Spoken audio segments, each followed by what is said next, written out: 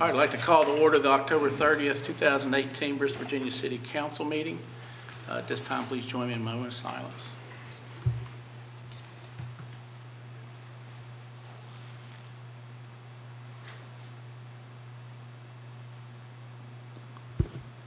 Please stand for the national, or for the pledge of allegiance. National anthem. I'm not singing, I'm singing.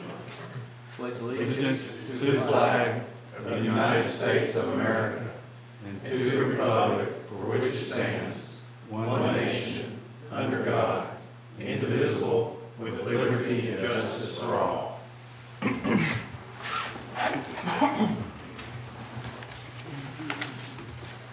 Okay, as we get started tonight, I will, right before we get into the interview process, I'll kind of give a brief explanation of the process and the ground rules. So we do have one agenda item before we get started, so we'll start with agenda item number 1. Consider resolution in support of the VDOT grant application. Staff report. Oh, sorry, go ahead.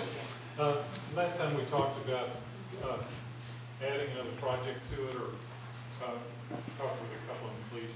And in the area that's basically, it's along, it's just west of the part we're doing on Kings Mill Pike.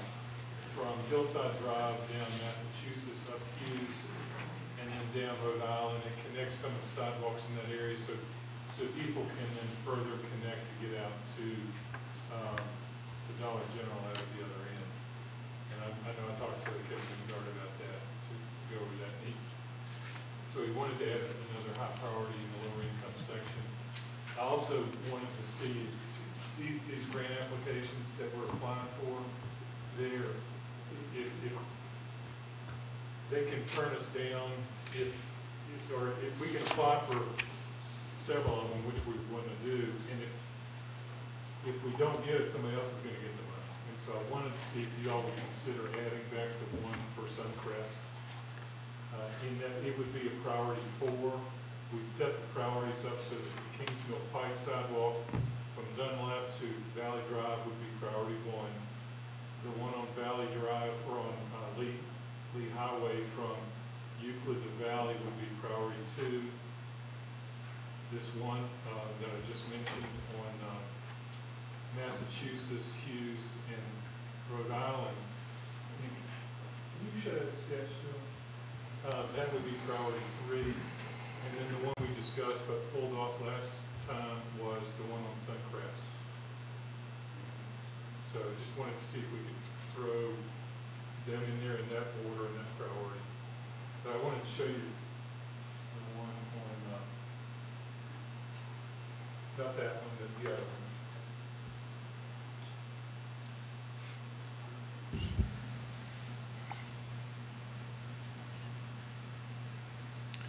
And that shows that it's going along, picks up at the top of Hillside and runs out Massachusetts and then up Hughes, which is the most convenient location in terms of the least disturbance to the residents, and then along Rhode Island out to connect where the existing sidewalk stops.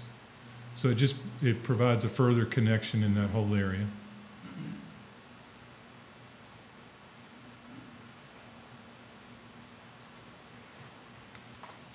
Be glad to answer any questions about that.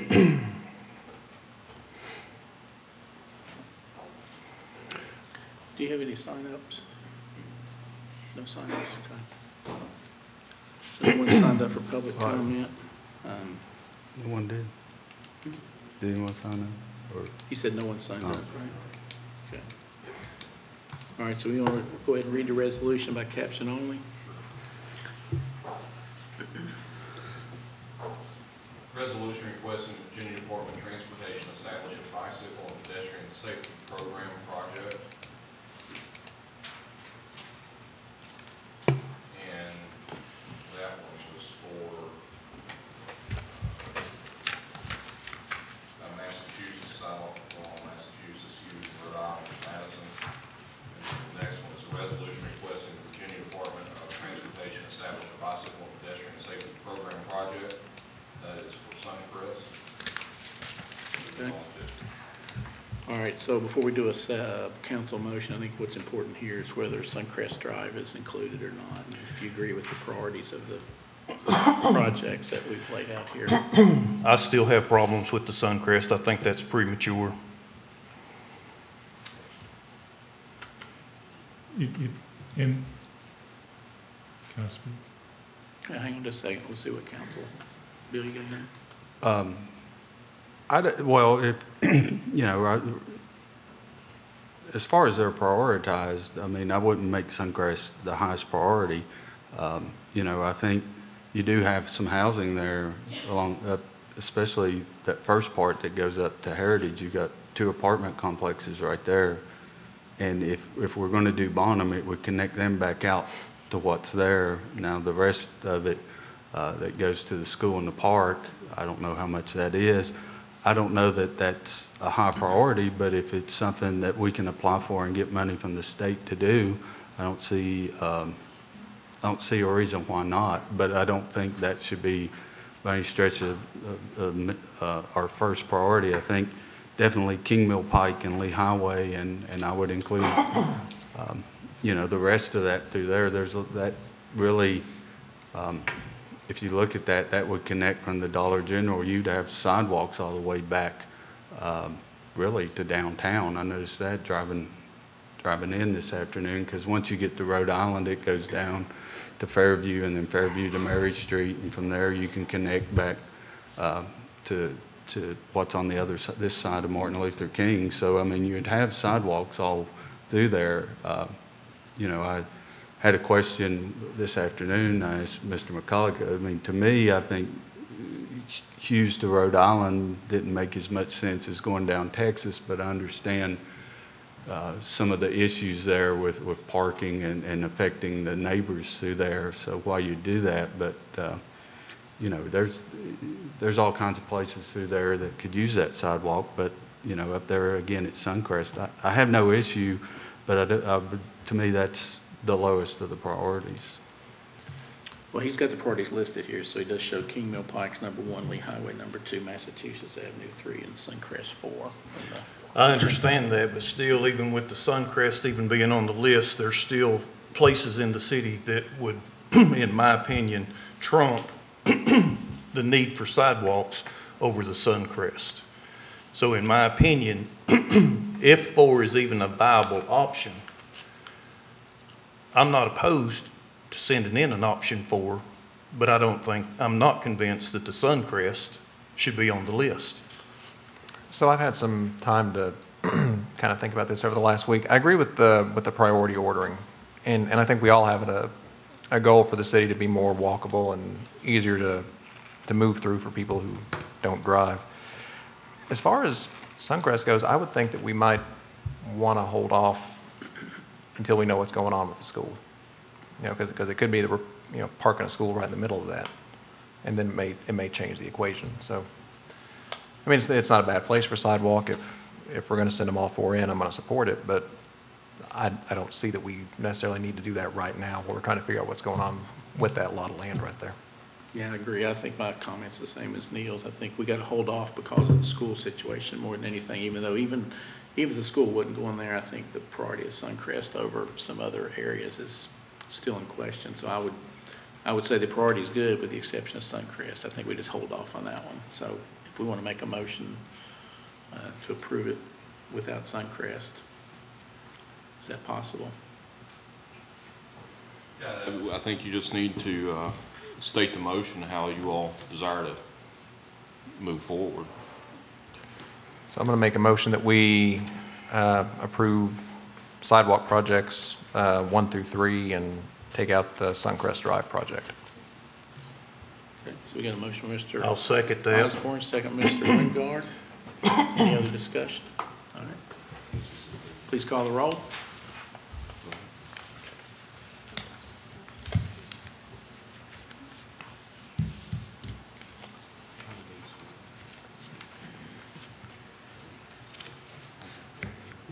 We just had technical questions in regards to the motion. We're okay. Hartley, Yes. Osborne, Yes. Wingard, Yes. Mumpower. Yes.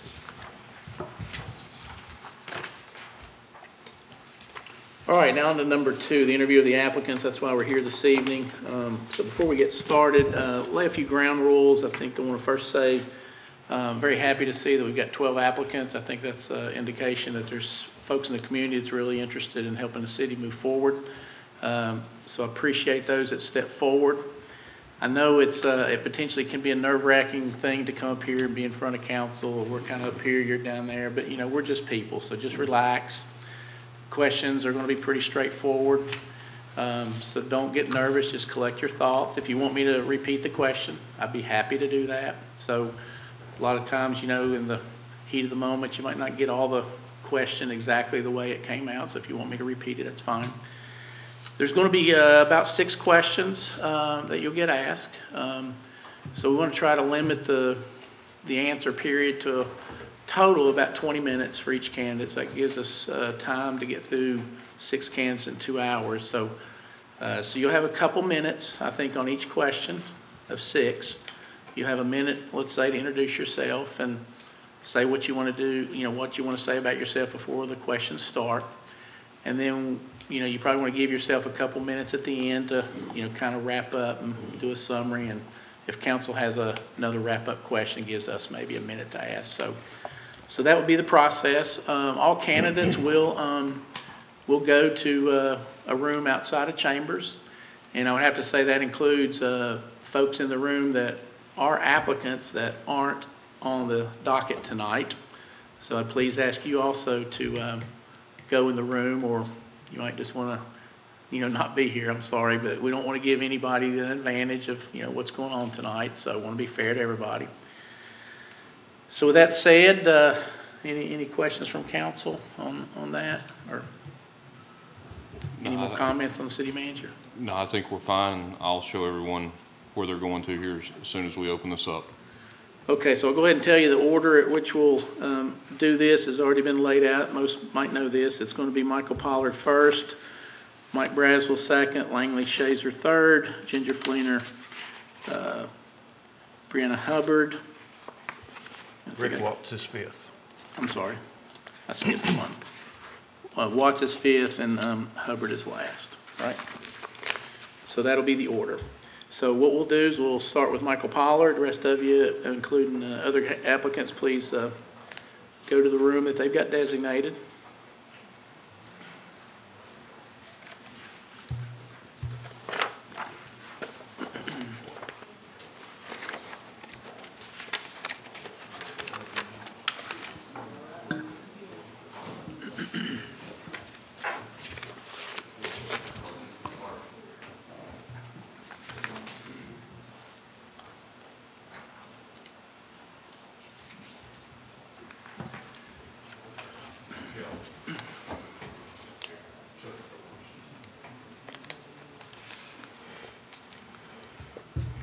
So we'll do this, Michael. So since it's about a quarter after, you'll have to about 25 till, so you can kind of look at the clock and, you know, keep track of time yourself. So so with that, we'll go ahead and start with whatever brief introduction you want to make, and tell us where you live in the city, your address, and how long you've been at that address, and kind of introduce yourself. Well, my name is Michael Pollard, and the microphone has been turned really hot. I live at 101 Ashley Drive. That's in the Bellhaven subdivision. I have been at that address since 2005, so since August of 2005, so slightly over 13 years now. I have been, I work in information technology. Right now, a lot of that is infrastructure management together with programming.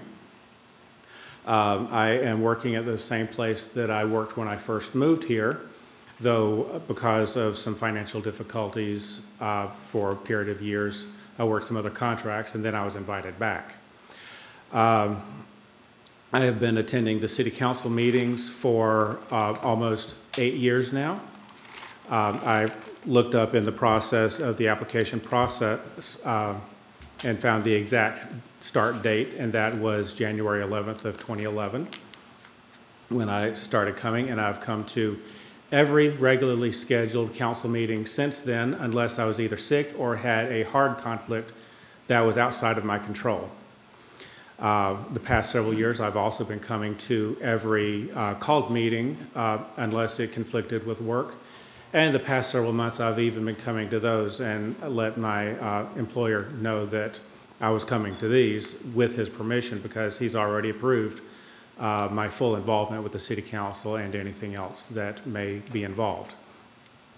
In fact, that is going to be part of my closing comments, in that I do have my employer's approval for any and all involvement that may be required, and that includes the additional appointments that come together with the city council responsibilities. I guess that's a brief introduction, and I'm ready for whatever questions you may have. So the first question, we know you were one of the candidates that ran for city council back a few months ago. So with that experience, if you reflect back on that, what would you say you learned from that experience, and why would you want to now step forward and continue to go after the city council? Did you learn anything you want to reflect on that experience? I really enjoyed the opportunity to be, well, in some ways, enjoyed what isn't necessarily the right term, because I was pushed strongly out of my comfort zone. But I appreciated the opportunities that came with that, to meet a lot of people, hear a lot of perspectives that were not the same as those that I normally do stuff with. I heard a lot of, well, frankly, complaints about how the city has done a lot of things. Some of those I have passed along to city staff in the meantime. But some things that I have been asked about really need to be addressed from the city council perspective. We need some additional controls to be put in place, some of which this council has been working towards. And sometimes I've attempted to assist concerning precise wording in some of those actions. I know that you've appreciated on occasion my feedback concerning some of those. Sometimes my recommendations didn't necessarily, that I know of, make it to the council. In some cases, you decided to go different directions in advance of that. But if I were to be appointed to the council, then perhaps there'll be more opportunity to discuss some of those, find out what the other members' priorities are, and how some of those recommendations can be geared more towards the specific concerns rather than my impressions of those concerns. In fact, I do have some recommendations here concerning the charter recommendations, which I believe will address the mayor's concerns on the debt. Okay. So the next question is, do you or your employer, so do you personally or your employer do any business with the city, receive funds? So is there any conflict of interest? And if the answer is no, then expound on what your thoughts are on conflict of interest. That I'm aware of, my employer has no official interaction whatsoever with the city. We now have a corporate headquarters in the city of Bristol, Tennessee, but not in Bristol, Virginia. So even from the perspective of being a property owner, my employer has no conflict of interest. My perspective on that is that someone who is in a position of influence in the city should not be in any position to inappropriately gain through the actions of their role.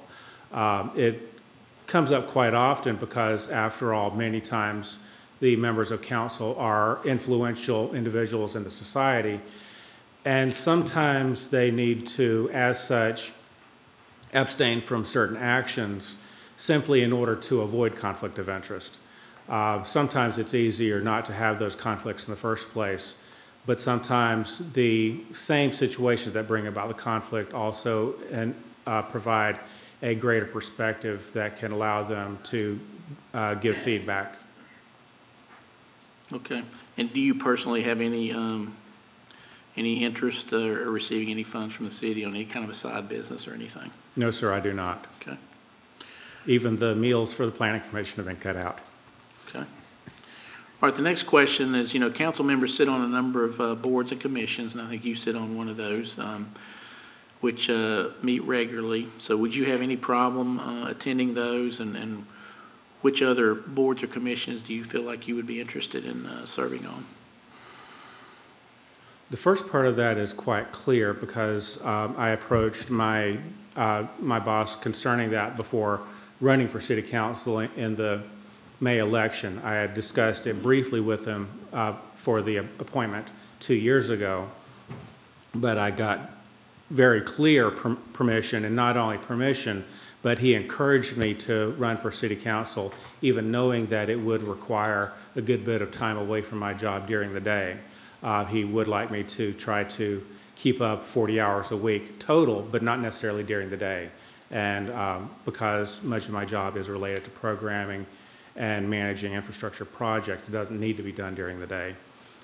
He is aware that my calculation is that I can expect 10 hours a week to be involved with various other boards and commission appointments. And he not only approved me, but he encouraged me to go forward with it. Okay. Concerning additional things that I may be interested in, I understand that there is a technology board, and that would be very interesting. I hadn't looked into that possibility so much as far as what my preferences would be, simply because I thought that I would be taking over the boards from the departed member. And some of his things might not be in my comfort zone, but it would be tremendous learning opportunities in an area that I have very little experience. And that's fun in and of itself, Okay. learning something new. All right. All right, so the next question is, we'd like for you to describe the attributes, skills, abilities that you feel like you have and those that complement the current city council. Well, actually, a lot of these questions that you're asking did come up in what I was going to have as my prepared closing remarks. One of my points that I was going to bring up was whether the candidate offers skills and experiences that will be useful to the council. And since I do have professional experience in information technology and programming, that gives me experience, and it requires extreme attention to detail. And I look for potential problems that others might miss, and I look for creative solutions and finding potential problems before they occur. And then I work to resolve them so that they never become problems. And I believe that that would be something that would be beneficial to the council with all of the, especially now when the entire city code is being looked at for revisions, which has not been done in a very long time. While I realize that that will largely be the responsibility of the city attorney together with the city staff, the city council will need to look those changes over, those recommendations over, to make sure that everything is in line. And sometimes even someone who has a professional expertise may overlook things that a second pair of eyes may notice. And I do have expertise in looking for details. Okay. Our next question is, and this is probably one of the more important ones, what do you see as the biggest challenge that the city faces currently? And what would you do as a council member to help resolve those issues? Well, obviously, one of our biggest challenges is financial. Fortunately, it seems that staying the course will actually, especially with some of the new opportunities that appear to have arisen, staying the course may be one of those big things. Right now, for example, if we move too hastily concerning the proposed school, we may wind up with a significant debt that we cannot get out of. Even if we get a significant source of funding, we may wind up with an extreme amount of interest expense that is unavoidable once we've signed the contract. And we need to basically make sure that we do not expend any expenses that we do not absolutely have to at this time. If we have the extra revenue sources, then we can spend more, we can loosen things up. Right now, we need to stay the course. Is that our biggest issue? I believe right now one of our bigger factors is a public relations issue. Many people are leaving the city because they believe that we are in a financial problem, and they do not understand that we have a course out of it so long as we maintain that course. And I actually have a coworker right now who is looking for opportunities to leave the city because he believes that his taxes are going to go up and his house is going to be hard to sell within the next couple of years. A lot of that is based on what he reads in the news, which I know that David McGee does an excellent job, but sometimes national press makes things seem a little more stressed, which they are stressed, but they aren't unbearable, provided we stay the course.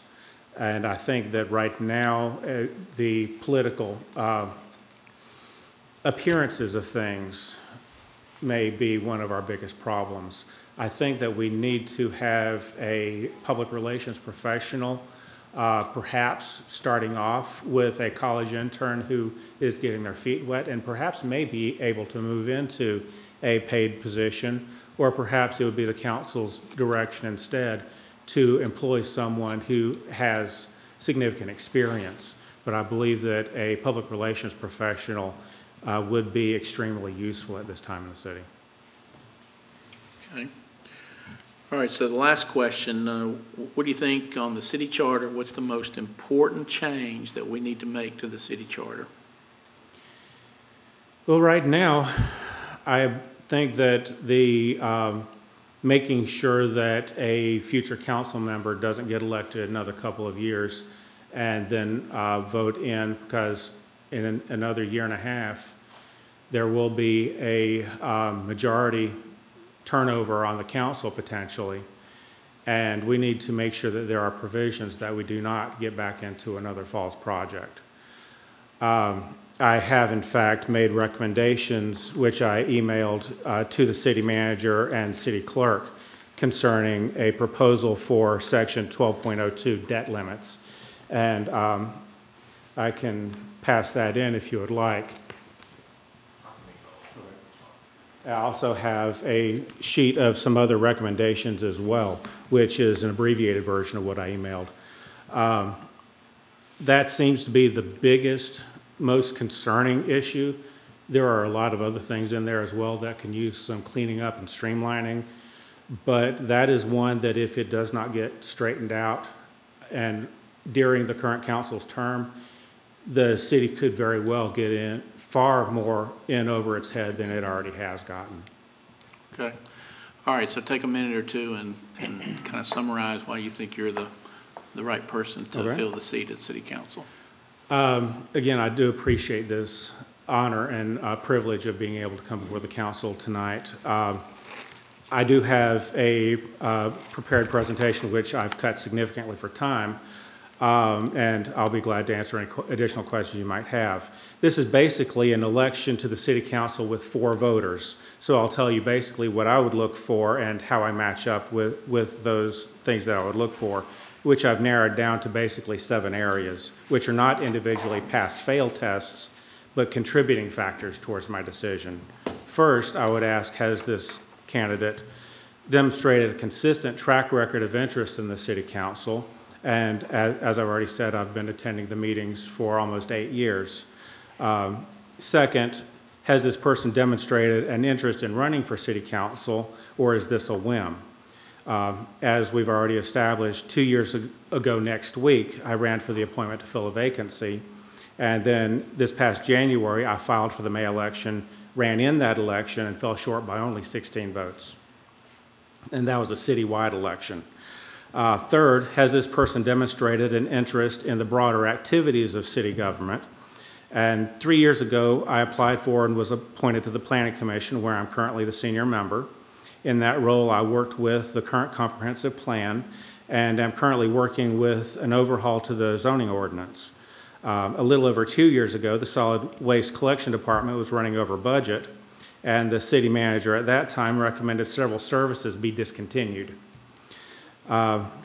With council permission, I organized a volunteer committee to rewrite the appendix to the trash ordinance, and we simplified the code, simplified compliance, and balanced the budget while retaining all services. We came to a conclusion that we could agree on, that the city manager could agree on, and that ultimately the city council could agree on. Fourth, has this person demonstrated an interest in helping and improving the community? I help weekly with various ministries of a local church. I help with the annual Day in the Park to support area school students and their families, and I support several local charitable organizations. Fifth, does this person offer skills or experiences that will be useful to the council? And we've already discussed my technical experiences and attention to detail. Sixth, does this person have the temperament to work with others? The council is made up of different people with different opinions, and while sometimes it may be appropriate to express passion, the time will come when you have to work out details and not just quit.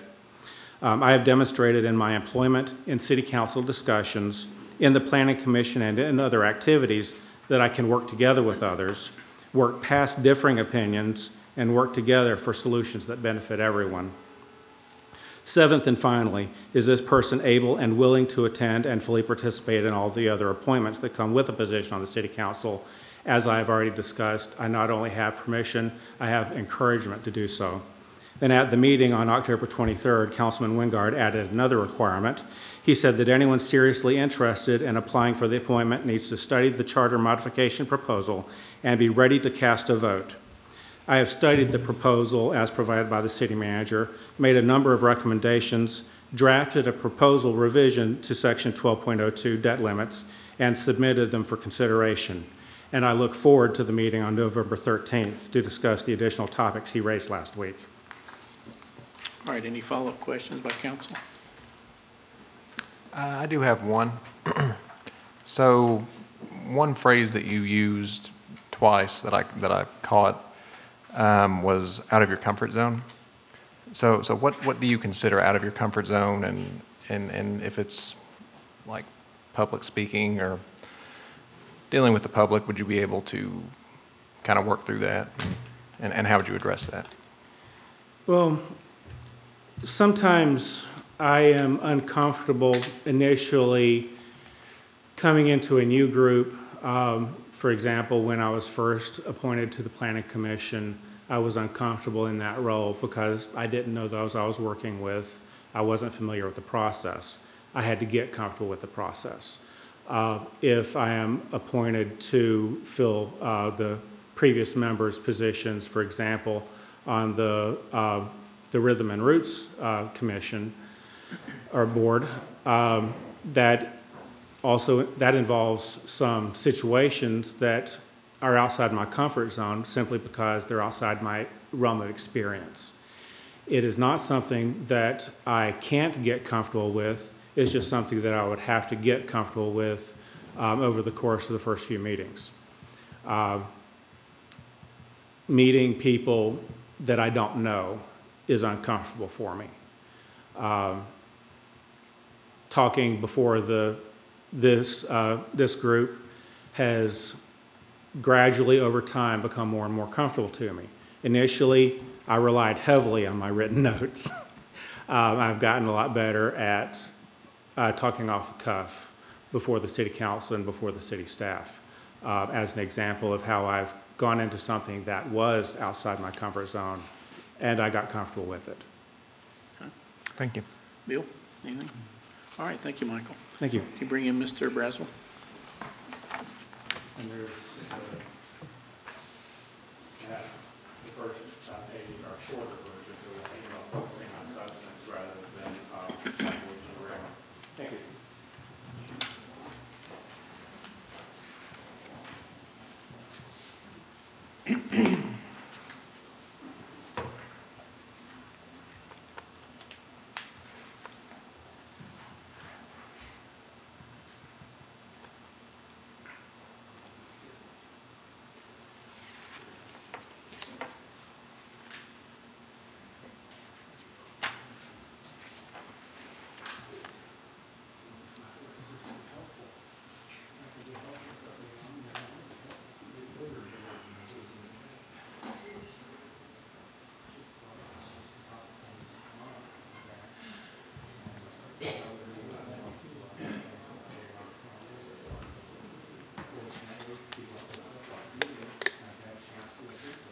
Hello?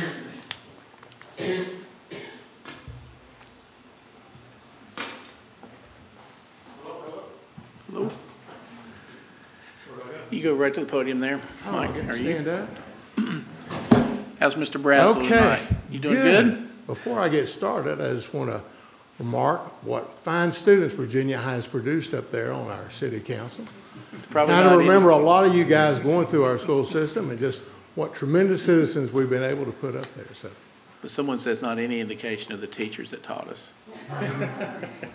I was going to tell the story about you getting on Fred Fisher not letting you score another touchdown on the BT game, but we're Oh, going to get into that. No, let's don't go there. Okay. All right, so what we want to do, Mike, to start off is to have you take a couple minutes. You have 20 minutes. We got 6 questions, so a couple minutes each. But spend about a minute or two, introduce yourself, tell us your address, where you live, how long you've been in the city, you know, lay some background for us. Then I'll ask the questions. And at the end, you'll have a couple minutes to do a summary. And if there's a couple follow-up questions, we'll do with that, and we'll try to keep it to about 20 minutes. So the floor is yours. Okay, thank you. My name is Mike Braswell. I live at 130 Crossway Road. It's behind the BP station. Everybody knows where the BP station is on Valley Drive. I've been living in the city for probably 34 years. I started adding that up. My son's 36. We moved when he was 2 or 1, I can't remember. I taught in the school system for 40 years, or was a member of the school system. I did 19 years in the classroom, 21 years as an administrator. Did everything from kindergarten, elementary principal to a middle school assistant principal. Had a wonderful stay there, learned a lot. Both my children graduated from Virginia High School. I have a granddaughter that's now a kindergartner at Van Pelt. All of them live in the city also. I have a part-time job. I work at Exit 5 Road Runner 2 or 3 days a week, which I've really enjoyed since I've retired. One of the best things I think about the job of being a school teacher or administrator is, like I said, watching young men and young women grow up and become great citizens in our city. I signed up for this torturous duel tonight, or this interview process, because I do love Bristol as a city. I think it's a great city. I think I'd be a good ambassador to Bristol, Virginia. We have so many wonderful things here in the city of Bristol, Virginia that maybe go unsaid or not said. Sometimes we look at the negative stuff. We don't focus enough on the positive stuff. It's just a tremendous place to live. We have one of the greatest festivals in the world. I volunteered for Bristol Rhythm and Roots for probably the last, I don't know if it's been 18 or 19. In 29, I was the festival director, and I got a chance to meet a lot of people coming in, and just got a really good experience. And I worked on the board for 10 years. I've been active in Little League sports and parks and recreation. One of the things I like about Bristol, Virginia is, and again, when my kids growing up, has been able to play parks and recreation, football and basketball. It really, really was a good experience on both parts.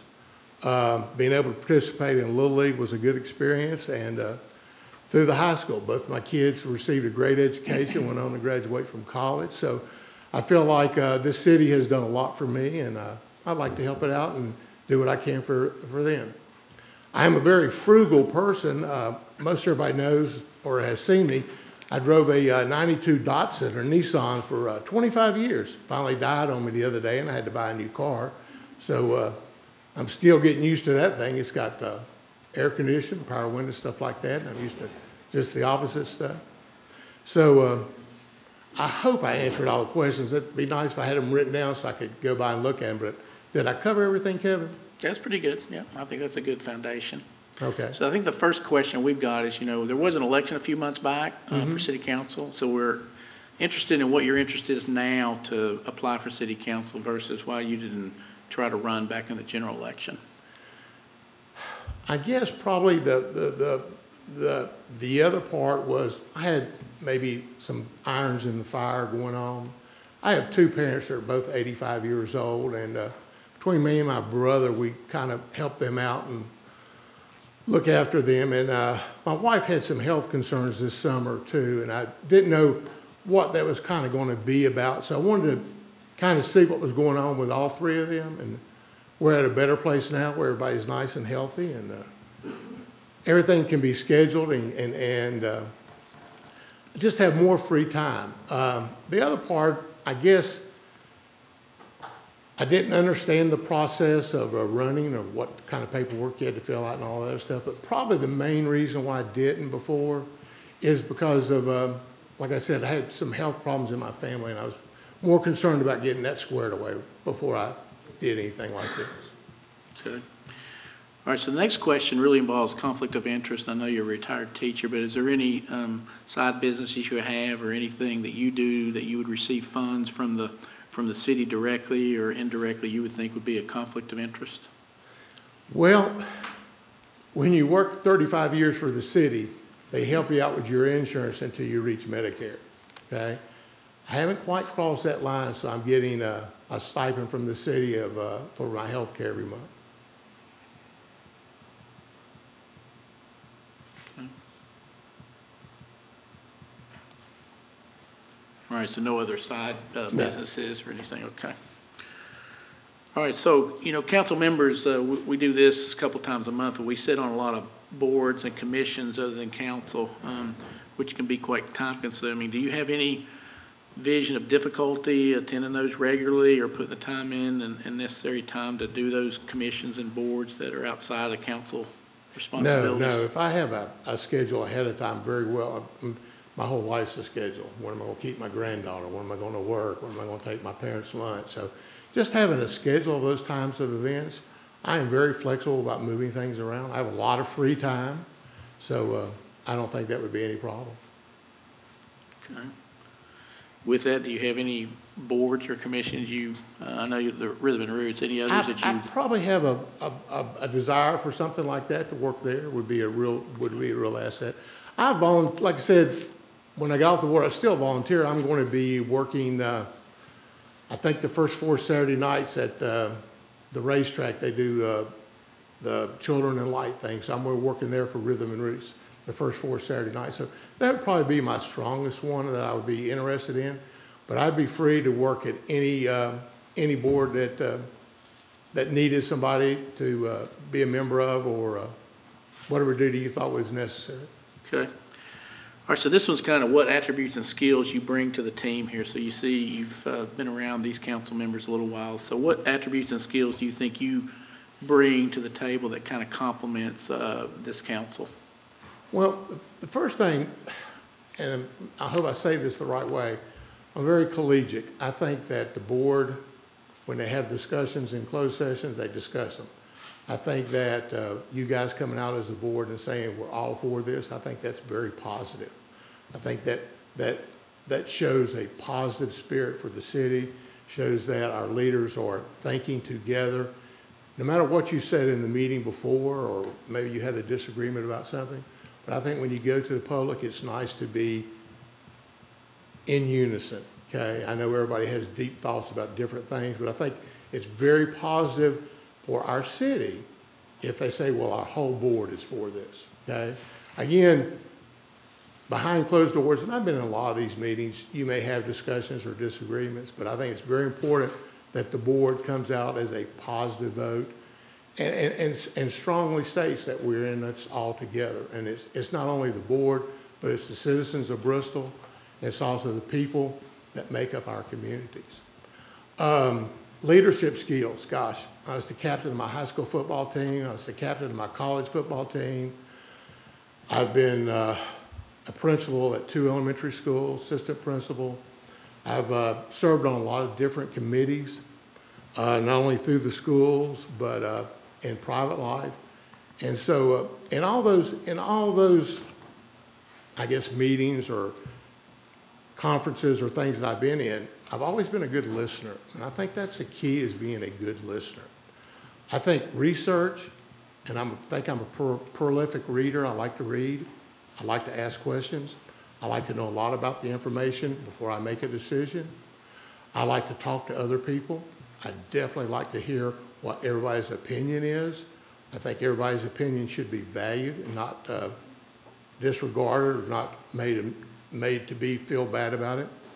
But again, you're asking you as a council to make decisions for the city, what is best for the city. And again, I think positive things coming out as one voice makes a huge and tremendous impact on our community. Okay. All right, next question is, what do you really see as the biggest challenge that this city faces? Whoa. And then what is your thought on solving that issue or those issues? Well, budget. Those would be the things that I would say are the main ones. Again, not knowing all the circumstances, I know that Bristol has several problems. I know we have a landfill that's going to be a challenge for the next 20 years, 25 years. How's it going to be paid for? How's it going to be influenced? I know that our tax base is limited. I know that probably, and again, I don't know all the facts, 25, 30% of our people or citizens that live in Bristol probably live at a meager salary and are not able to pay into our tax base. So Bristol, Virginia's going to have to look at unique and opportunities of how to get money to pay for the bills that maybe previous councils or previous people have been involved in. Hard work. I think you guys have set a good tone about the budgets. I think you've been fair with what y'all requested out of people, and I think a lot of people have asked and asked and asked, and that's their job to ask. But as a council, you have to look at the big picture and see what we can do. I think that what I've read, and again, I would like to see more facts and stuff, I think you're on a good path of fiscal responsibility. And I'd like to keep that. Okay. So when you look at a city charter, we've had some discussions about the charter and making changes to the charter. What do you think is the most important changes that the city should look at in the charter itself? I'd have to ask for ignorance. I don't even know what's in the whole charter. I'd have to see the whole thing. I don't know. Are you talking about a specific place or just the whole ball of wax? No, we're just looking at the whole charter, the whole city charter as one complete document and what it talks about, from finances to how we meet, when we meet, and we're discussing what changes should be made. Again, I've never been one to make a rash decision. Again, I'd like to discuss it. I'd like to read about it. I'd like to also ask people what their thoughts are at. It shouldn't be just my opinion or things like that. It should be what the citizens of Bristol think about it. I think change is good. It's not easy to do in anywhere, but looking at our economy today and looking at the different things, I think change is something that we've got to be able to do. One of the last faculty meetings I ever had, I told my teachers, I said, I had two children at the time. One was in college and one had just got out. And I said, they're not going to have the same opportunity I had to work one place for 40 years, okay? They're going to probably change jobs every 7 to 8 years. So they're going to have to develop a new skill set. I think that would apply to our charter, that would apply to our city. We're going to have to look at a skill set, a new way of looking at different things and solving problems. Doing things the same way over and over again may have been good, for a while, but I think you have to look at it with new eyes. I think there's plenty of information out. I think there's other sister cities or cities that are in similar situations with Bristol that have good ideas. And again, contacts, talking with people from different cities and different things. I think it'd be a good idea, and ask them what they've done in this situation and how do you do this. And again, the other key fact is talking to people. Talk to citizens in Bristol. What do they think, okay? Most everybody in Bristol it loves Bristol, and they want to see it thrive as a community and a city. Okay? Okay, so why don't you spend a couple minutes now and just kind of summarize for us your entire thought on this, job of sitting in that seat over there, and what you're going to do to help move us forward. Okay. One of the things I can offer you is I think the ability to listen to people. I think the ability to discuss issues. I think the ability to read and study, the ability of not thinking in a box but thinking with other people, being able to talk to different people and say, what have y'all done in this situation, or how can we do this? Communication has always been a big factor. Communicating what you want to get done. Being out in the community, going to ball games, going to shop at the Food City and talking to people and asking people or citizens, how do you feel about this? I do know, like I said, Bristol, Virginia has a unique situation. They're landlocked. They can't grow themselves. We can't grow ourselves out like Bristol, Tennessee has done with property tax. Jobs are always going to be a very important part, but then health care for those jobs is going to be a very important part for getting people to come in here. Education is a real important part. People don't move into a community unless you can say, we have dynamite schools, okay, where your kids will get a first-class education.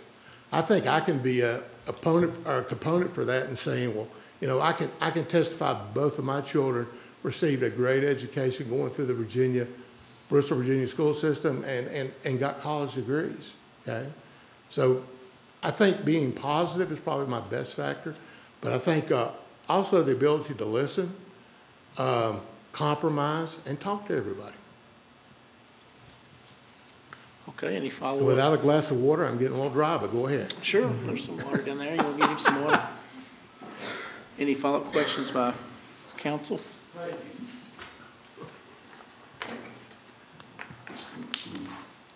Okay, I just had one, Mike, you know, the debt limit is pretty much, we'll say, overextended. We're at a maximum level. So is your philosophy that we should not consider any project that's going to take on more debt? Where are you with this city's ability to take on debt, no matter what it is, whether it's new carpet or new lights or painting the buildings? I think that's where maybe we call on some of these industries, or maybe we call on some of these people that live in the city and say, well, we have this really neat project. We have a lot of people we'd like to get behind this, and can you help us? I don't know if Bristol can. Again, Kevin, you're asking me something. I haven't looked at the budget and books and things like that. I don't know where they are, but I do know Bristol is financially strapped. Unless, as a group of council people and a group of citizens, we come up with a way to fund our city, it's going to be tougher and tougher. Right now, not mentioning any specific projects, I would think you'd have to hold for a while. Okay. All right, Mike, thanks. Appreciate it. My torture over with? Your torture's over. Okay. That was Thank almost you. painless. Appreciate Thank you. it. Thank you. All right, next I one go is- back to the hole? Yeah. Okay, thank you. Uh-huh. Mr. Shazer is next. And we'll take a quick recess after this one. Just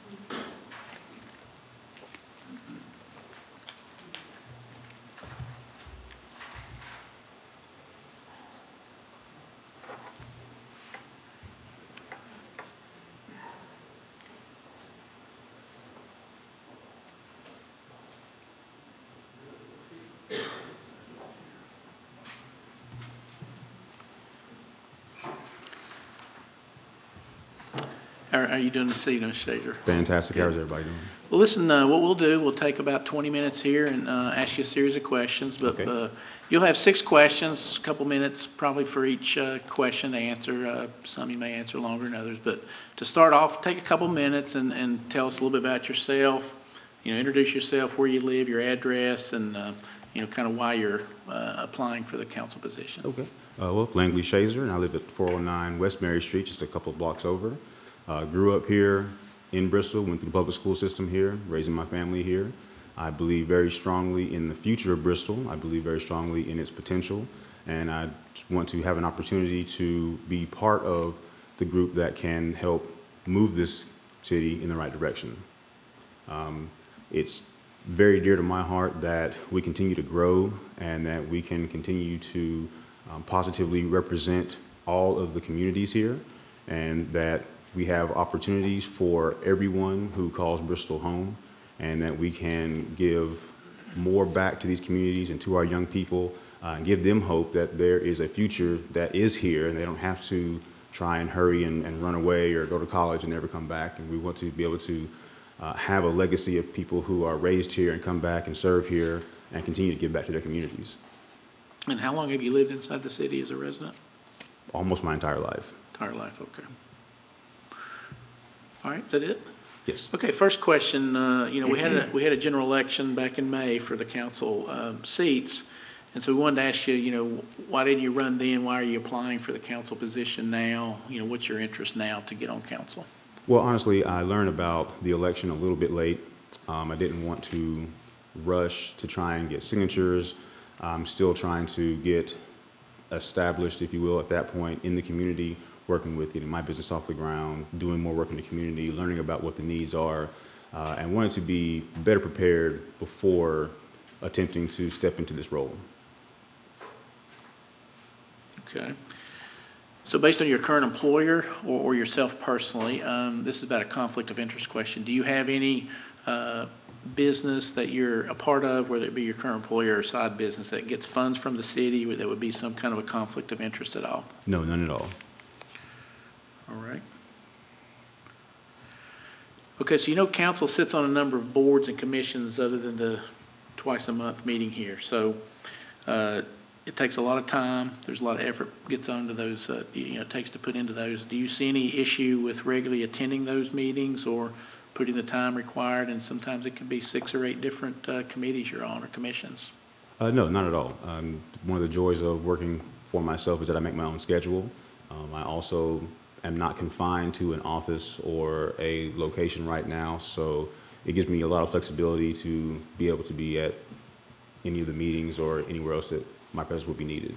So your employer doesn't have any problem with you doing this position, or it wouldn't put any kind of extra stress on you or your employer as a member of city council? No, none at all. Okay.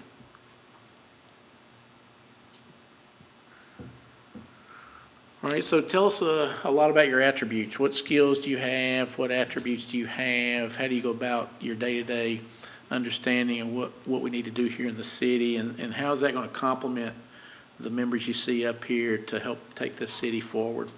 Well, I have obviously experience with engineering, experience with operations and strategic planning. I've done that for a number of years. From there, I went into education, so I'm in the community. I understand a lot of the needs, especially when it comes to what our children are going through and what they're experiencing day to day. I feel that my demeanor is not only pleasant, but it's pretty even. Of course, the analytical side of being an engineer allows me to want to have all the information before making a decision. I think that was something that I learned early on in some of those positions was hearsay and tribal knowledge doesn't get us anywhere, and that we need to have data, we need to have information that can be verified and substantiated to back up any decision that we're going to make, especially one that's going to involve large finances or large demographics or children, etc. So do you have any skills in that set that you think is missing up here that you can bring to the table that's new and unique? Just a different outlook. Okay. I live, again, just 2 blocks from here, so I am in the communities that are in the most need. I deal with those people every day. I see those kids all the time. They walk by my house, I walk by their homes, I sit and I talk to them. So it's a much different perspective than just driving by or visiting, when you have to deal with these people day in and day out, not only as just a regular citizen, but in my former role with the middle school, it was in behavioral intervention. So those were the kids and those were the families, those were the individuals that I was dealing with regularly who really need the most help, the most support, not only from their community, but from our school systems, and from what we can do for them as educators, and helping them get into opportunities that would give them their best chance of success. And so I think that's a very unique perspective that I can offer. I also have experience with local government, things that I've done in Abingdon, and working with their planning commission, working with their sustained avenue committee, working with the BARTA board, a lot of other skills that I can bring to the table and experiences. Okay. All right, so you know the city of Bristol's got a number of challenges. So we've talked about a lot of things that we have in front of us. So what do you see as the biggest challenge that the city of Bristol faces? And tell us a little bit about what you think you would do to address those issues. Well, I think that the biggest challenge is jobs, and not just more jobs, but jobs that pay a wage that can change the quality of life for a number of our citizens. Jobs that can make their living circumstances more sustainable and allow them to funnel back into some of the other things that we already have, some of the retail and those things. So I think that some of the things that we're seeing coming, I think that we need some manufacturing if we can figure out a way to entice and encourage those kind of companies to be here, some of the blue collar jobs. We need things that are going to give people a wage that they can live off of that doesn't require them to have a second or a third job, that they can be home with their families, and that will in turn change the dynamic of how we see the economy moving, not only for the city but for people's personal finances as well. Because I'm going to press you a little bit. It's easy to say, you know, jobs, higher wage jobs. Sure. So, you know, it's easy to say it, but it's harder to do it. Absolutely. So what's your thoughts on how you really go after the companies you're talking about to really land them here? Well, I think that we have to, have a council that is forward-thinking and progressive. I think that there has to be a level of interest from business owners that say, I want to work with the guys that are in the leadership here, and then being able to make the decisions and have them bring forth information that will allow them to not only feel more comfortable with what they're trying to accomplish, but make us feel more comfortable with what they're trying to accomplish. I know that there was a situation where a company was trying to come in, and at first they had stated they were going to take on the brunt of the development, and then that changed later on. Well, that changed that dynamic. So now we have to go back and reevaluate. And I think that knowing that you have a council that's open-minded, but is also going to hold a company accountable, will get a higher quality of business in here and a longer sustaining business in this area. Okay. So any other big challenges that you can think of? I think that is kind of the fundamental challenge that we're facing, that has all the other facets that we're seeing with education and with the opioid crisis and the things that we're seeing in the community. I think that relates right back to people not having any other option, and they're doing whatever they can to feed themselves and feed their families. Unfortunately, those sometimes are bad decisions. Okay. All right, so you know the city has a charter that was drafted back when the city became a city, and it was approved by the state legislators. And there's been a couple of amendments. So now we are reviewing the charter for changes. So what do you think would be some of the more important things that we might modify or change in our city charter going forward?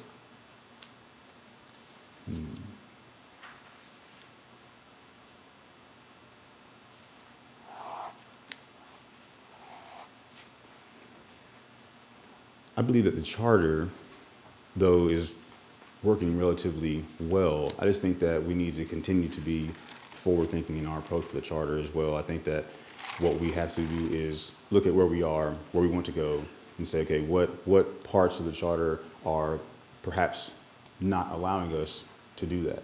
And those are areas that would need our attention, as long as it's things that will be fundamental to the growth of our community and our city, and the changes that can be made don't incur more obstacles than they do opportunities.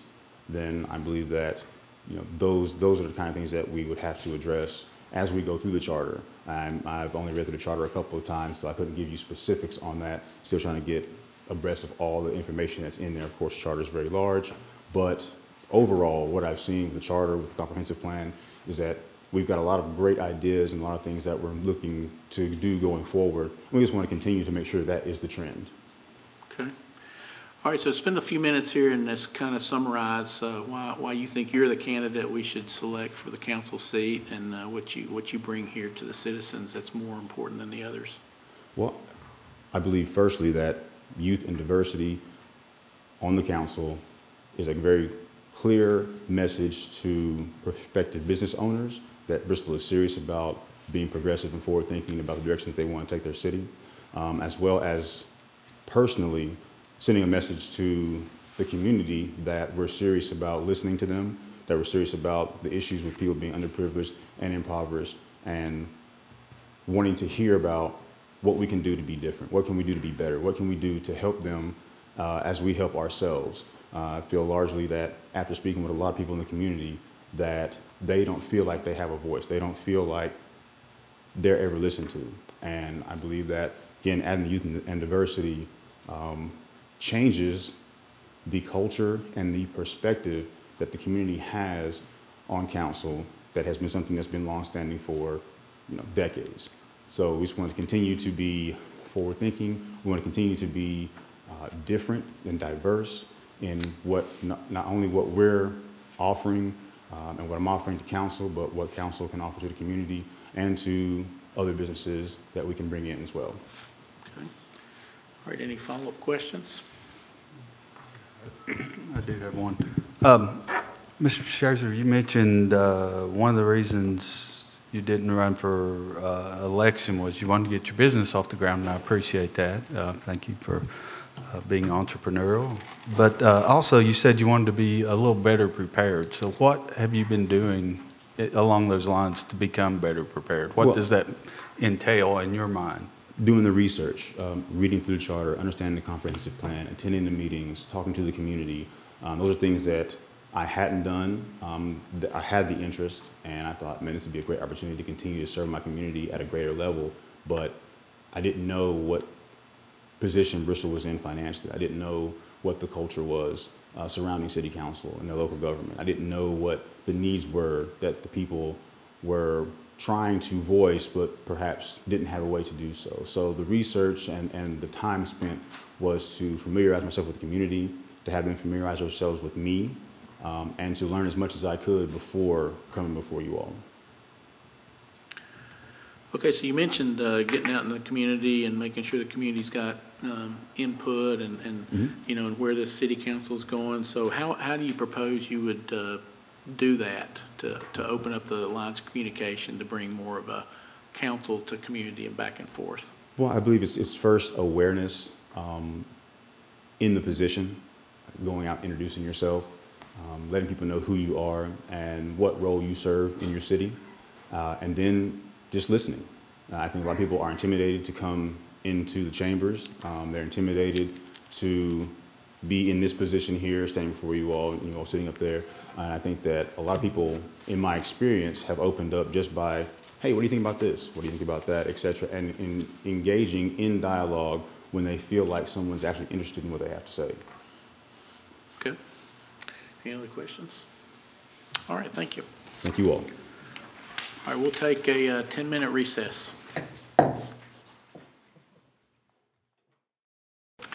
Hello, Ginger. How are you? Don't be nervous. So we've got about 6 questions, so we'll go through those. You'll have a couple minutes each to answer the questions. So before we do it, I want to give you a couple minutes to tell us a little bit about yourself, where you live, how long you've been a resident of the city. So just kind of introduce yourself to us. I am Ginger Fleener. I have lived on the Virginia side of Bristol for 9 years. Pretty much raised my children in the home that we're in right now. There's nothing that I wouldn't do for them or anybody else that I can help. I love to help people. I believe that it's better to do things right the first time instead of doing them in a hurry and risking mistakes and having to backtrack. I believe that prayer is very powerful. Without God, I personally would not be doing this right now. I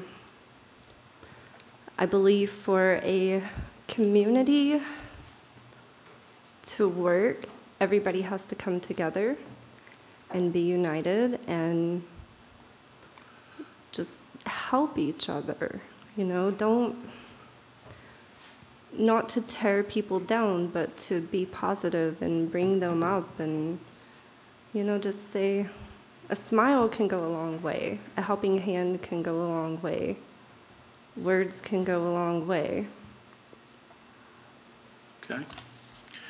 All right, so the first question is around the fact that we had an election a couple months ago, a few months back, not a couple, but a few months back, a general election. And so why are you interested now in applying for the city council seat versus, say, you know, being one of the people that ran for the seat back in the election?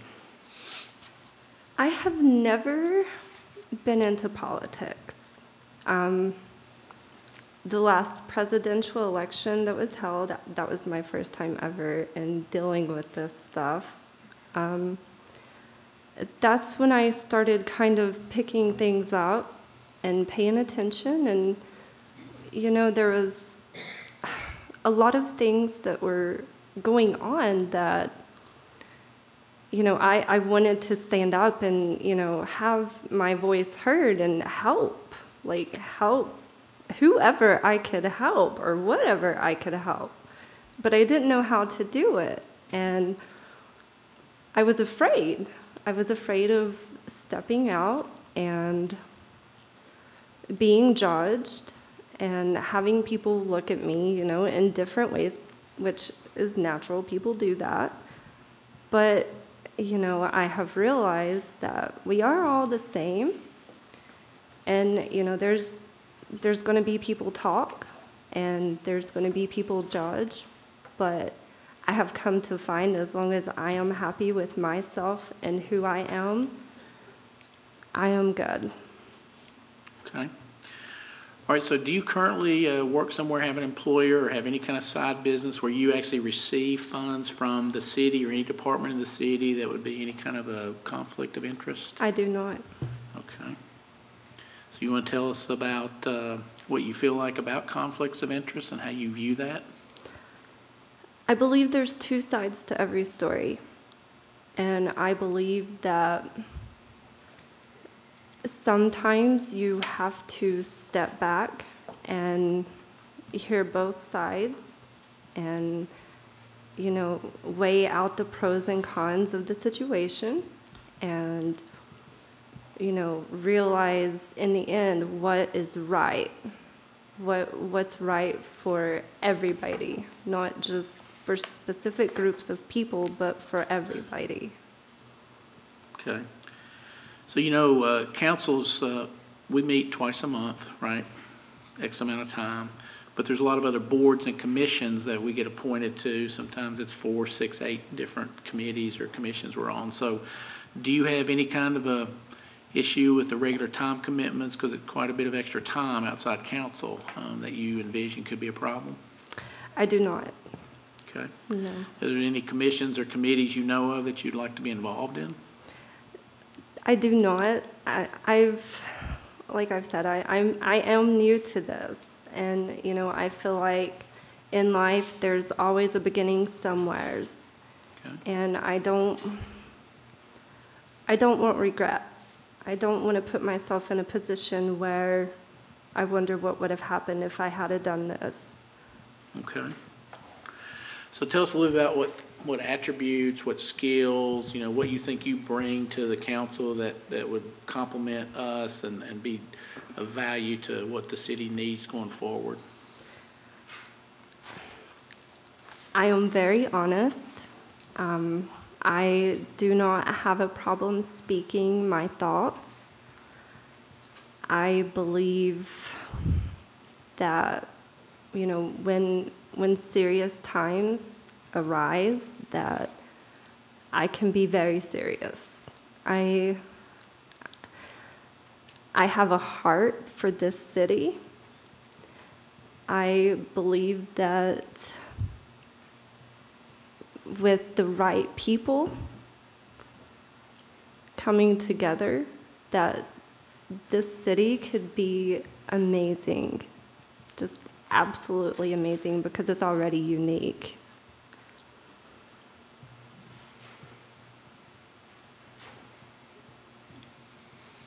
Okay, so the city, you know, you've been in a lot of these meetings, and we've got a lot of big challenges. There's been lots of discussions on financial and lots of projects and so forth. So what do you see as the biggest challenge that you think the city faces, and then how would you recommend we deal with that issue? There's a lot of big issues going on that I can't really say that one weighs out the other more. Well, then give us 2 or 3. The landfill, that's a mess within itself. I think right now at this time, you've got everybody talking about the casino. You know, you've got people bringing in facts and not facts and everything, and I think from a personal aspect of that, and being through some things that I've been through, it would have to be something really, really thought out, especially in this community with the poverty being as low as it is. Personally, I had a close family member that was addicted to gambling when I was younger, and it was very hard, very hard. And, you know, to see myself going through what I did, I wouldn't want my kids or anybody else's kids go through things like that. So I think there's a lot that, you know, really needs to be thought of with issues like that. And, you know, you've got the CBD oil plant that had been approved, but because of the location of the casino, it kind of jeopardized that. And I guess my thoughts on that is, if you've already got something approved and it's going to bring in jobs, you know, and possibly boost the economy and everything, why take the chance on, you know, them moving to another place for a casino when there's other areas around here that if a casino did get approved, you know, we could fill a vacant lot. Okay. So any other issues you want to talk about other than those? Not right off the top of my Okay. head. So what do you think's the most important thing in the charter? You know, we've talked about our city charter. You know, that's the document that we work to that tells us how we go about our business. So is there anything in that charter that you think should be modified or we should really consider changing going forward? I'm going to be quite honest. I have not had a chance to really read over it. I did manage to get a copy of it, but I have been sick and my children have been sick. So in all honesty, I haven't really took a glance to look over it. Okay. All right, so then, you know, spend a few minutes and just kind of tell us why you think, you know, Ginger is the one that should be in that seat. What do you really want out of this council seat? Why are you trying to do this, and what's the city going to get when you're that council person, so to speak? I want to do this because I want to make a difference. I want to have an impact. I think really when it comes down to it, I want my kids to be proud of me. And I want to do my best to fix this place, because when my kids grow up, I don't want them moving away from me. I want them to stay around me and grow their families here and not leave me, so I won't have to be alone if something happens to my husband. You know, I've got a lot to offer because I don't do things just to do them. I follow my heart, and when it comes down to it, I have God in my heart, and without Him, you can't do anything. It's just impossible. And I know they say you're not supposed to mix politics with religion, but, you know, I can't deny that if it wasn't for Him, I wouldn't be here. I don't think any of us would be. I've got a heart to help, and I would do whatever I had to do to make sure that everybody got the right things in this community. And, you know, they could expect me to be honest. Everybody has an opinion. I would freely give mine. You know, all I can offer is myself and sacrifice what I've got to make this place beautiful for my kids, their kids, and everybody else's kids. I mean, you know, that's my future. Okay. So any follow-up questions from council? Okay. So I just got one. So do you see any already preconceived biases you think you might have, whether it be something that might be talked about the police department or the fire department or the landfills, or anything you know of that that's in that arena? Okay, that question is because of the school. You know, there's a fine line with that. As a parent, you know, I did stand up and I did voice my concerns and my worries because that's my kids. However, on the other hand of all of that, you know, if I was to end up with the city council seat, I can't bring my personal feelings into a business perspective, because if I was to do that, you know, where would that get anybody? It wouldn't get anybody anywheres, and it's not right. For the way I see it, if you're in the public eye, there's a certain way that you should present yourself. And it should be an honest concept of what you're giving as to what others are going to see. Okay. Any other questions? All right, thank you.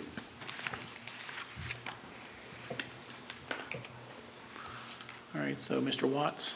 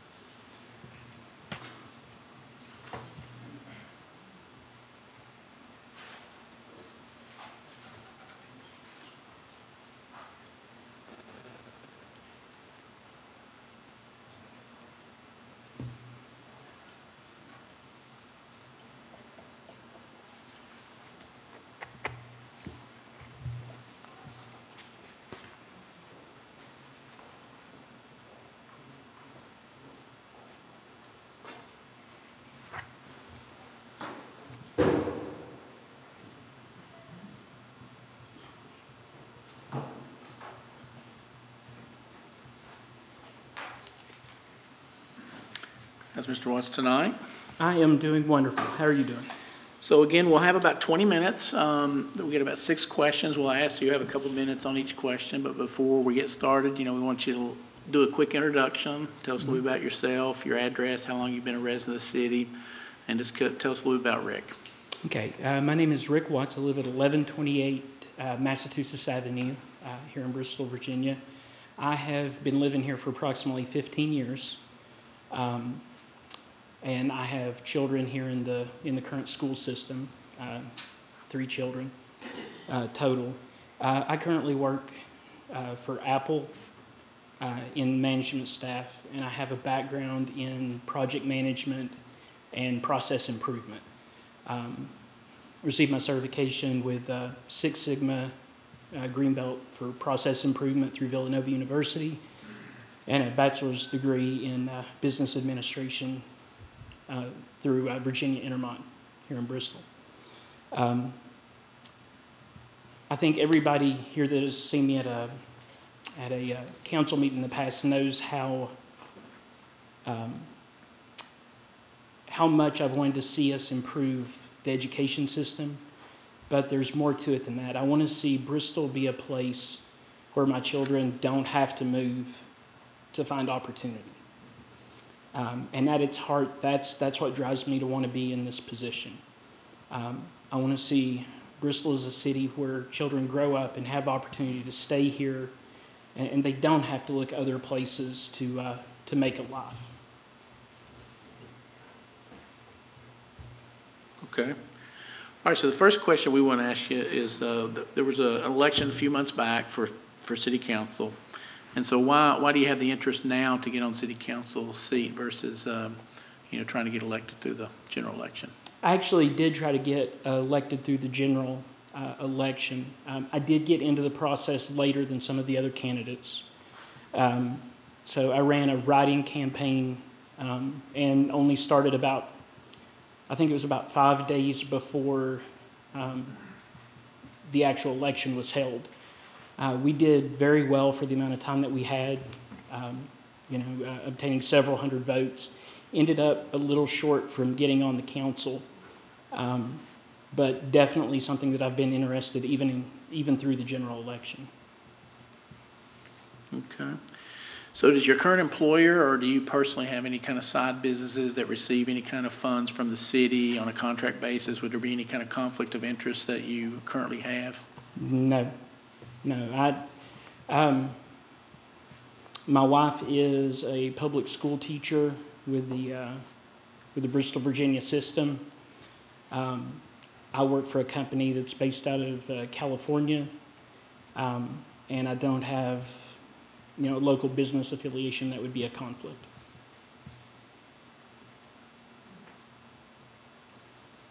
Okay. All right, so council has meetings twice a month, but there's a number of boards and commissions we get appointed to that we have to also commit time to. So do you have any difficulty or any reason why you can't put the time in necessary on those boards and commissions at all? And if so, are there any that you'd be interested in? I would be able to attend any board meetings or planning commission or anything that was needed. Like attendance wouldn't be an issue and availability would not be an issue. Okay, so no commissions or boards you know about that you would really be interested in at this point? Probably the planning commission would be the primary one. Okay.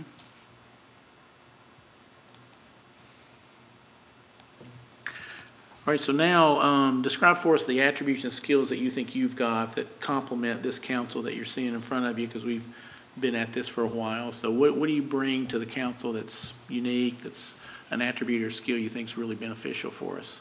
Well, having a background in business analysis and process development and project improvement, I'm somebody that over the course of their career, I've been very good at getting into what makes processes tick, taking them apart and putting them back together in a way that was better than I found them. Professionally, I've been involved in financial projects that have saved companies, millions of dollars. I've helped develop programs that companies have used that have affected, 40,000 plus employees.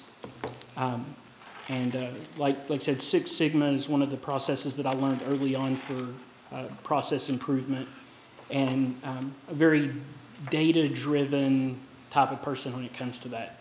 Being able to look at something, pull the numbers apart, see what makes it tick, and then try to find the places that you can make tweaks and changes to improve the process.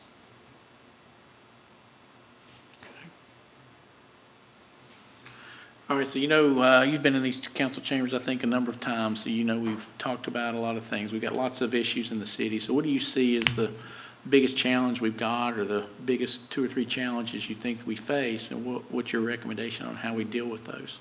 So right now, the biggest challenge I think the city has, like we talk a lot about the falls, we talk about the landfill, we talk about some of these other things. But at its heart, the thing that's going to hurt the city the most is kind of the population base. We have to start growing that. Like right now, if you take the debt that we have and look at it, you have to divide that out by the number of people that live in the city and look at how much that debt, what portion of that debt falls on each one of those citizens. We're not at a place where we can fix that debt load by continuing to cut things.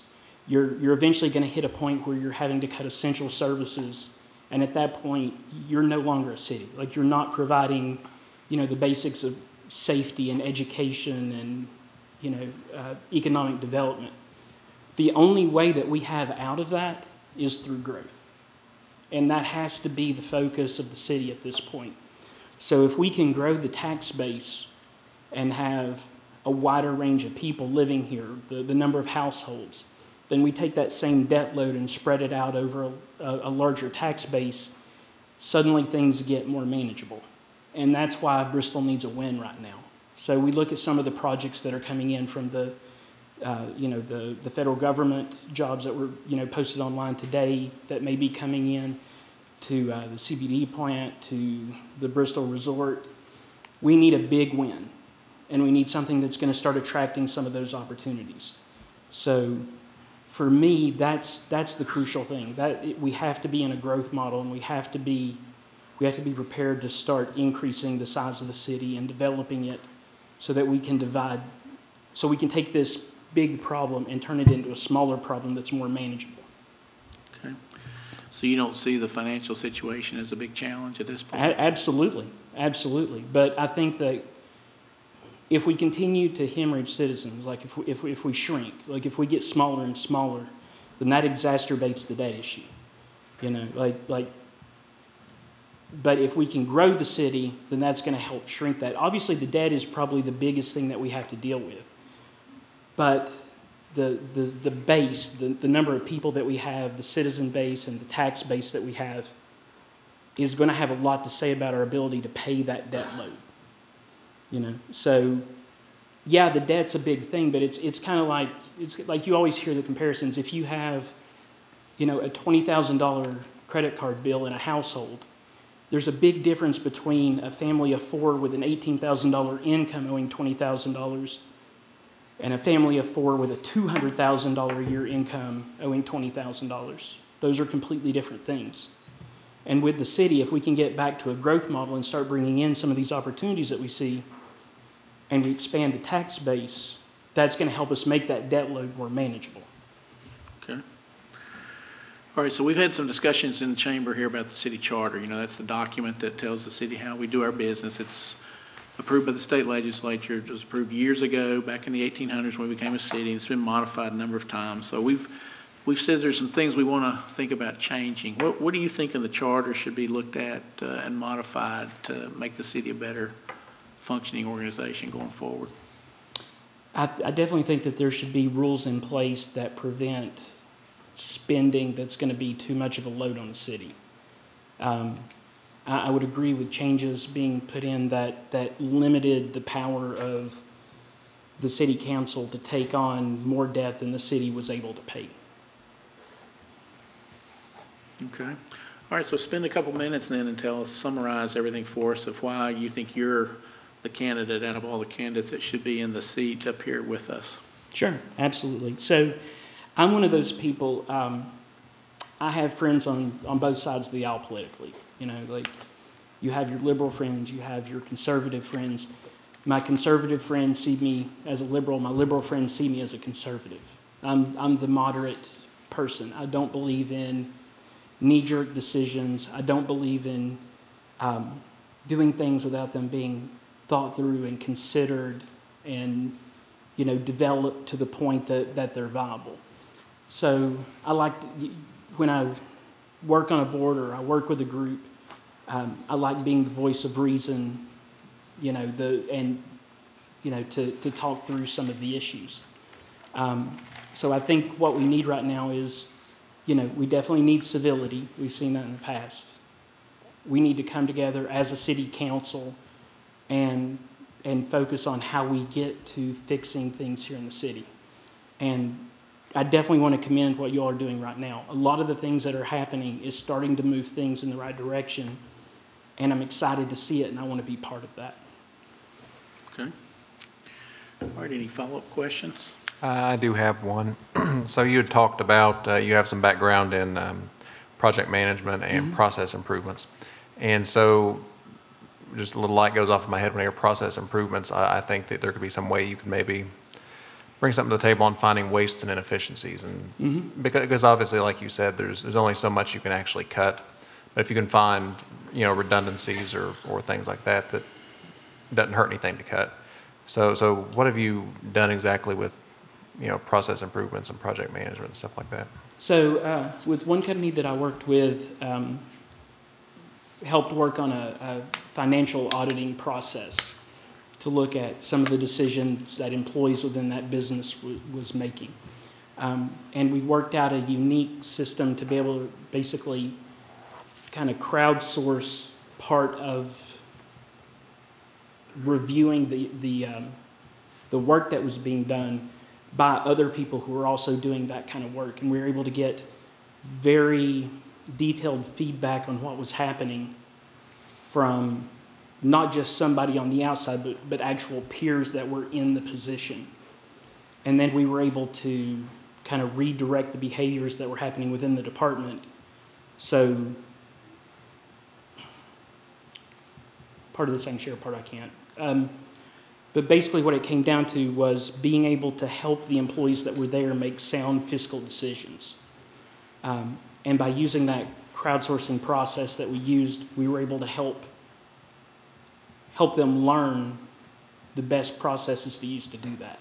And we ended up saving over an employee base of about 30,000 people. We ended up saving about $2.5 million in revenue over the course of the next 12 months. Thank you. Any other follow-up Yeah. questions? When we were talking about the boards and commissions, you specifically said the planning commission. I was just curious why you mentioned that, why you think that's something that is important or something you can add value to. I do.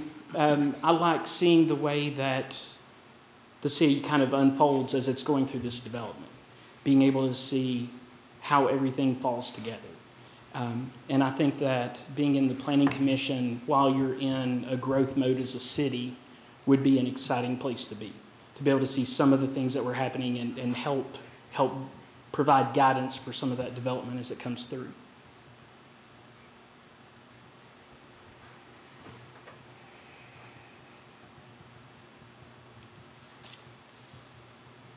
Did it? Yeah. Okay, I got a couple of questions. One, the Six Sigma process, which you described, the process improvement. So let's hypothetically say that everybody from the state on down has looked at the landfill and no one can quite figure out how we walk out of the landfill issue from the standpoint of we don't have the revenues to cover the costs that operation incurs. So tell us the Six Sigma, how you would go about looking at that operation specifically to one, say, here's how we're going to break it even. So the description of the project, how would you go about it?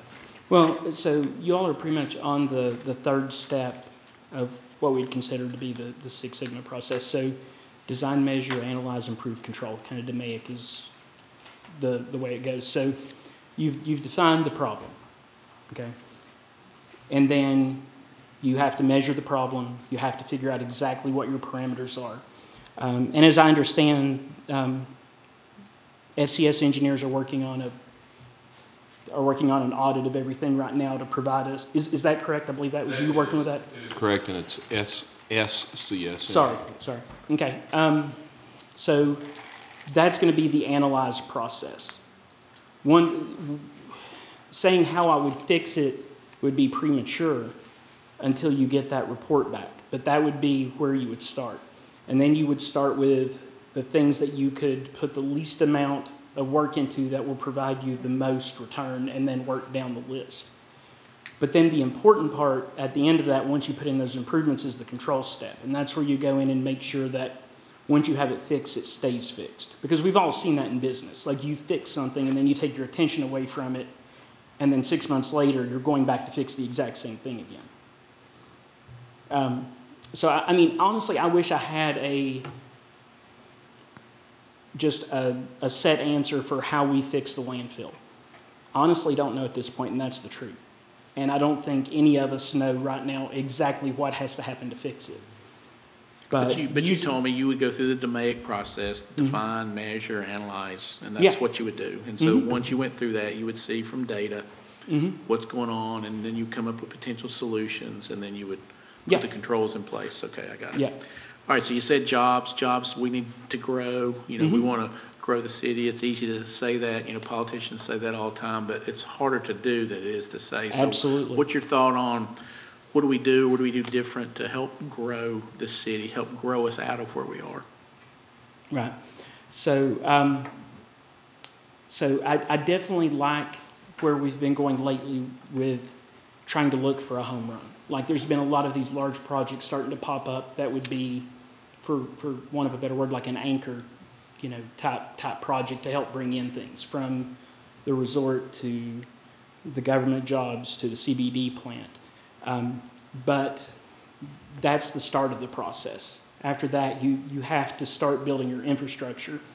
One thing I talked a lot about when I was running was trying to get the school system back to like the vocational education training that we used to have, you know, many years ago. One of our problems right now trying to bring in any kind of industry is them looking at our population base and saying, hey, can they support my business? Can they support what I want to bring in? So it's great to get a home run early on to get things started, but then you have to start the work of building your population base to the point that they're able to support the businesses coming in. And I think that's somewhere that we can do better, you know, as a population. And part of that is community outreach. Like when I was talking to people during campaigning, a common theme came up, and it was, man, we really need that vocational education. We need to be training electricians and plumbers and machinists, and I mean, that just kept coming up. But nobody wanted their kid to do it. That was always somebody else's kid. Well, my kid's on the university program. They're going to, you know, four-year college. They don't need vocational training, but man, I know a lot of kids that'd be great for. As a community, we have to have the outreach to be able to talk to the parents as these kids are coming into middle and high school and talk about the opportunities. You can have a child go through vocational training and then still decide to go to a university. But having that vocational training gives them a marketable skill if that plan doesn't work out. It gives them an option. It gives them training and skills that they can use in life if they need it. We need people that can do everything from swing a hammer to, you know, fix an electrical problem. And that's part of what we need. If we can get the vocational training back and get the community outreach to where we have parents wanting to get their kids signed up into that, we can help build a population that'll support some of these industries and businesses coming in. All right, thank you. Appreciate it. Let's go to the next candidate.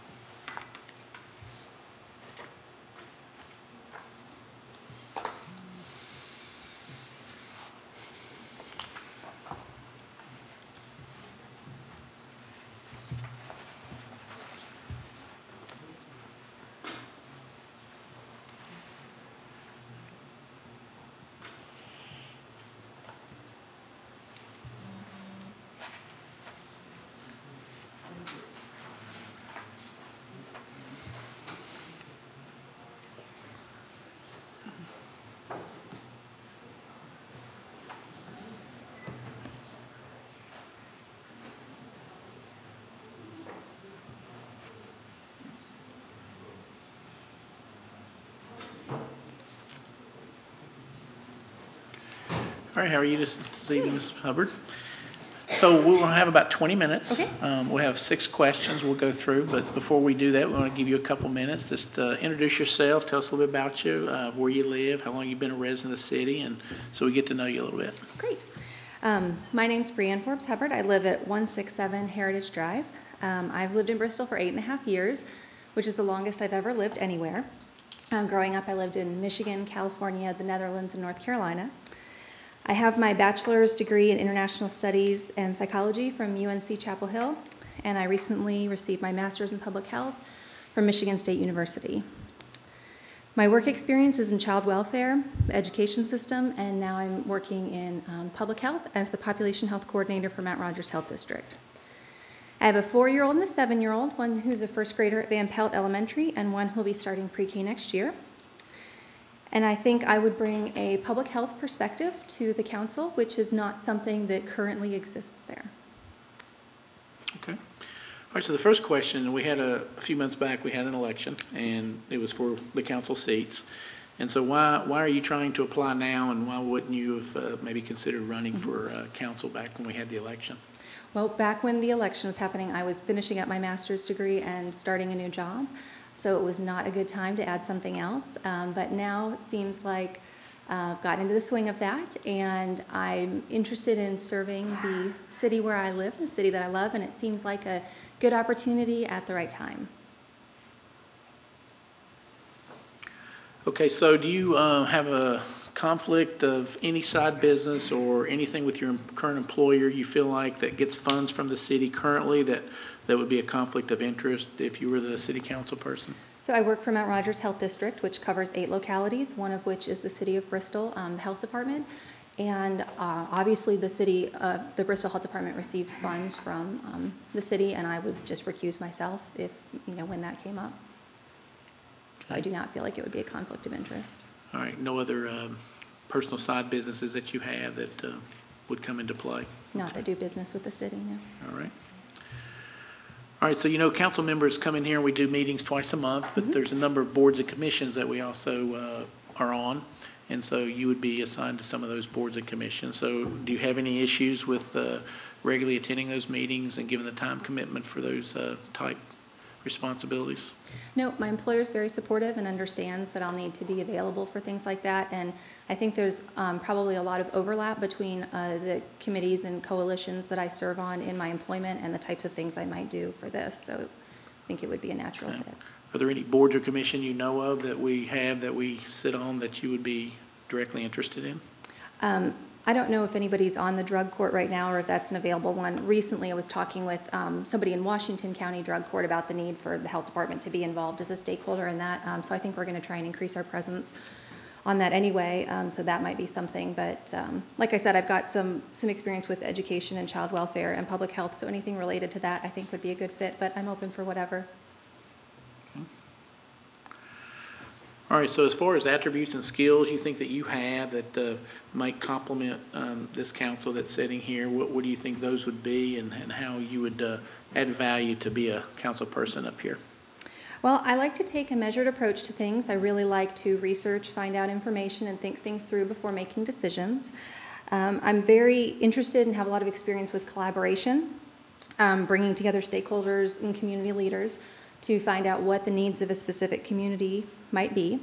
And again, I think bringing a public health and population health perspective is something where we are often thinking of creative upstream approaches, preventing problems instead of fixing them later, which saves a lot of money and improves health outcomes and improves overall outcomes.